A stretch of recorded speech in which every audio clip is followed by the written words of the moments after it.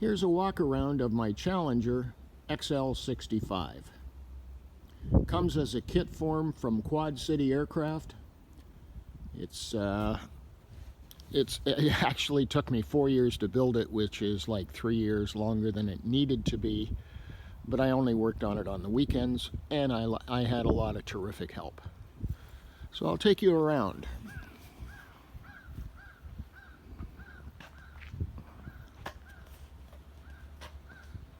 These are sailing bales. They go on a sailboat. They're available at any marine store, and for tying down the airplane, they're wonderful, but you have to buy a longer bolt. I have inspection plates to be able to access all of the nuts and bolts. And because this airplane has wing-mounted fuel tanks, I also have one at the very rear of the fuel tanks.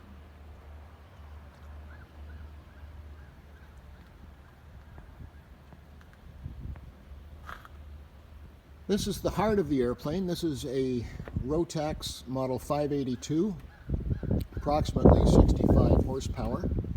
It's made by Bombardier, and it's actually made in Austria.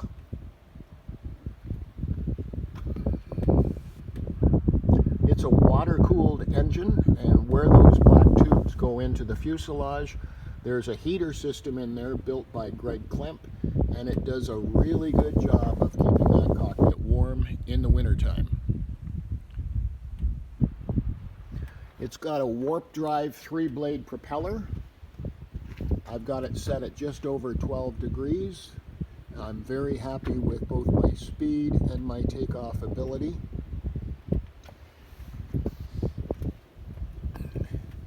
And yes, I can move the belt on my sprocket, which is what I want to see. This mechanism up here is made by Greg Klemp in the States, and it is the radiator system for the engine. The large tube on the side holds all of the oil for the automatic oil feed. This is activated by a mechanism inside, and so is the one on the bottom, which is a winter cover, and it opens and closes at the front there, as you can see. This is classified as an advanced ultralight in Canada. Unlike the States, we're not allowed to change anything structurally. I mean, you can't cut the flaps in half, the flaperons in half, and make flaps and ailerons. We have to stick to the way the manufacturer wants it built, which is fine. Things like adding an extra hinge in the center of all the control surfaces, I had to get in writing from Dave Goulet at Quad City. And of course, this has the larger tail. And being a longtime GA pilot, I do not find any problems with yaw.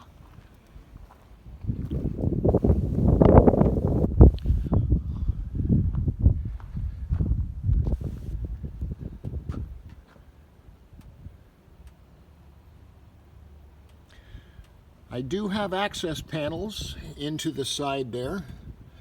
I'm not 21 anymore, and I don't feel like lying on my back to get up there to do fuel lines and things like that, so I made access panels. It's on Puddle Jumper floats. They're made in Montreal, Canada, and they're a lot of fun. They've opened up a whole new world to me.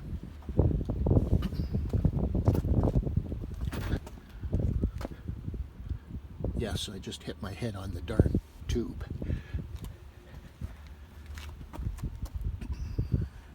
That mechanism is for the water rudder.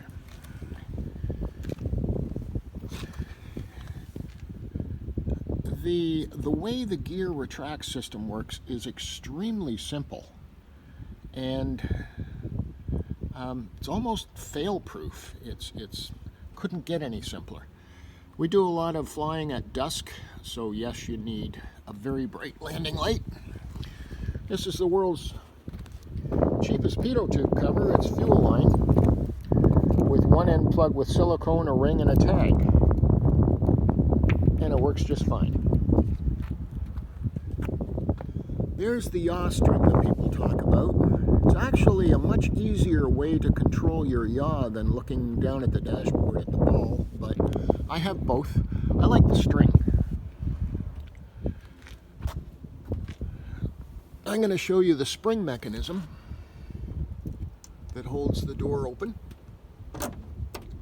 You do have to replace them occasionally. If you get a kink in them, they have a tendency to allow the door to fall down, but basically I'm quite happy with them. That's the blast handle for the BRS. I'll show you that later.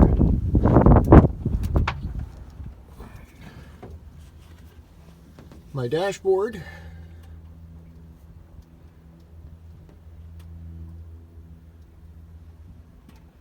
Throttle quadrant, wonderful mechanism built by Bob Robertson on the west coast of Canada. It's flawless. It's no problem at all, and it's nice and smooth.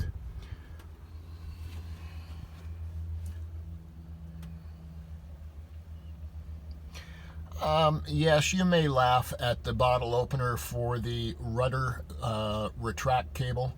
That's actually an old tradition amongst float plane pilots.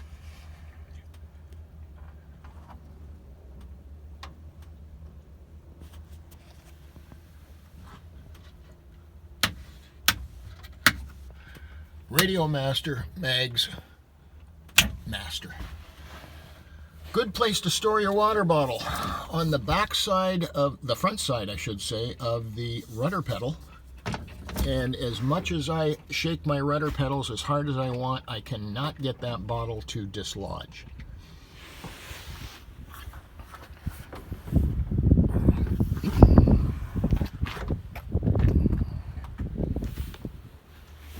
I have built storage under the seat, and because they've now moved the gas tanks into the wings, what used to be where the gas tank goes is now storage. There's the heater that does a wonderful job with heating the cockpit.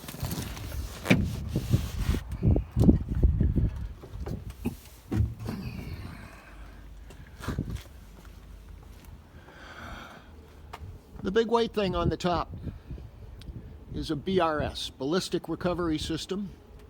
It is a canister that is hermetically sealed with a very large parachute inside there. The black thing is a rocket motor. When you pull that handle inside the cockpit, the rocket fires off into the air, ripping open the top of the canister and physically pulling the parachute out of the canister. And the parachute lowers both the airplane and passengers down as one. That was spousally mandated.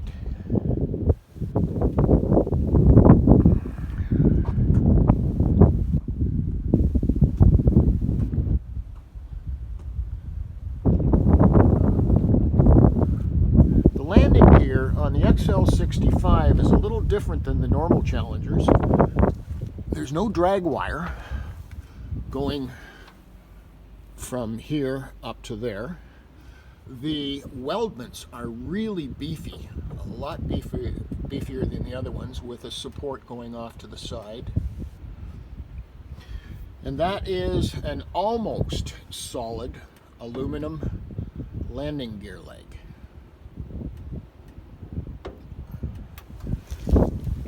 These are the Roni brackets that people talk about. You'll notice that mine's green, and the reason being is that I've had it taken off and professionally inspected and Zygloed by an aviation company, and mine were perfect. In behind here, you can see this aluminum. That is part of the high-load saddle kit, and it allows the Roni bracket to sit on a flat surface as opposed to rocking on the apex of the longeron. And there's the high-load saddle kit on the back one. And there's what's on the inside. It's contoured to the longeron. I cut my rear rudder pedals down. I realized that the ball of your foot sits about there, and anything from there up is just a total waste of height and aluminum. So I've cut it down and added some lightning holes to it, and I'm glad I did.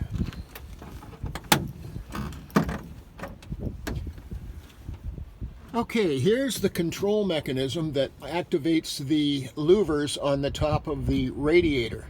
Normally, there is a lever that hangs down from here, right above your head.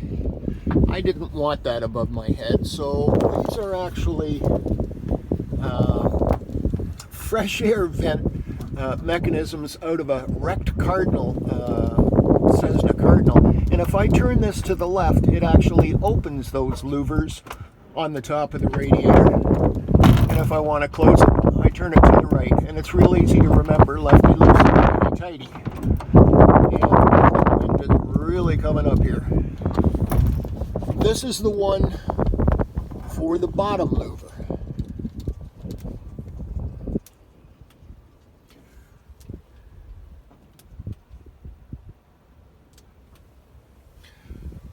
This is heat shrink tubing. Best thing we ever did. Before we put the airplane all together, we put heat shrink tubing on the down tubes, thinking that they would get damaged, scuffed, marred, and knowing that we probably would have to replace it at the end of the build process. They're still pristine. This is the originals that we put on. It's all heat shrink tubing. And the nice thing is that when you go to grab that tube, it's nice and warm. It's not a really cold metal feeling. I have a fuel shutoff inside the cockpit. I didn't want fuel all the way up here, so the fuel shutoff valve is way on the back firewall, and it goes all the way through to the back. This is how the BRS is secured to the root tube.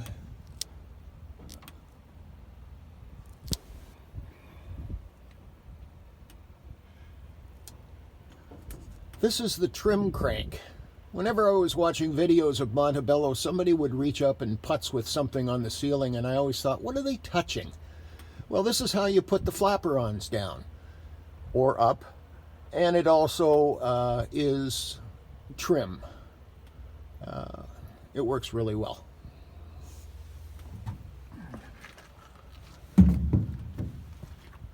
So that's my Challenger.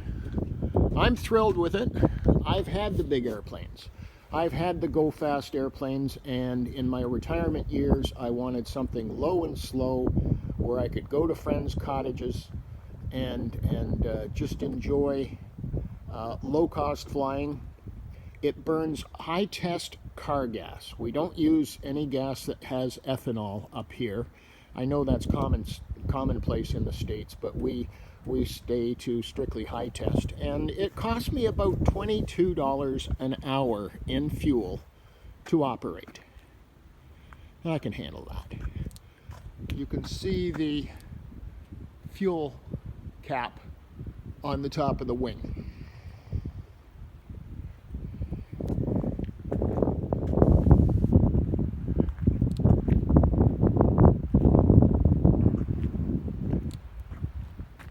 Hope you enjoyed the tour.